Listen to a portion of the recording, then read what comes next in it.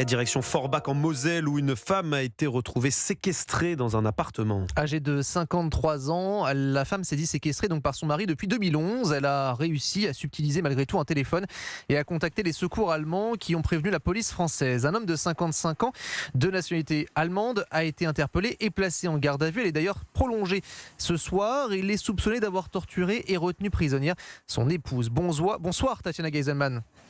Bonsoir. Alors vous suivez l'affaire pour Europe 1, les accusations de cette femme sont toutefois à relativiser.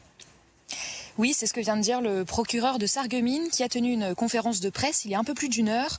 Selon les scanners effectués à l'hôpital, la femme ne présentait aucune fracture, aucune ecchymose et rien qui ne laisserait soupçonner des actes de torture. Dans l'appartement, rien n'indiquait non plus une quelconque entrave à la liberté.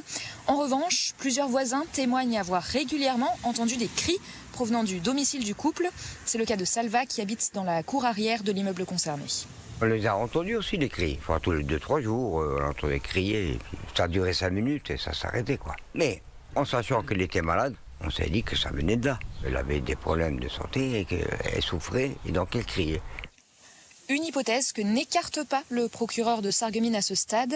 Des examens médicaux doivent notamment être menés pour savoir si la femme souffrait, comme le dit son mari, d'un cancer, ce qui pourrait potentiellement aussi expliquer son crâne rasé. Elle-même doit encore être auditionnée par les enquêteurs. Des interrogatoires qui s'avèrent difficiles car le couple ne parle pas français. Alors pour l'instant, les chefs d'accusation de viol, séquestration, actes de torture et barbarie sont maintenus en se basant sur les propos tenus par la victime lors de son appel hier aux policiers allemands. Aujourd'hui, cependant, quelques incohérences sont apparues dans son discours, a indiqué le procureur de Sarreguemines. Merci beaucoup Tatiana Geiselman depuis donc la Moselle où vous étiez pour suivre cette affaire.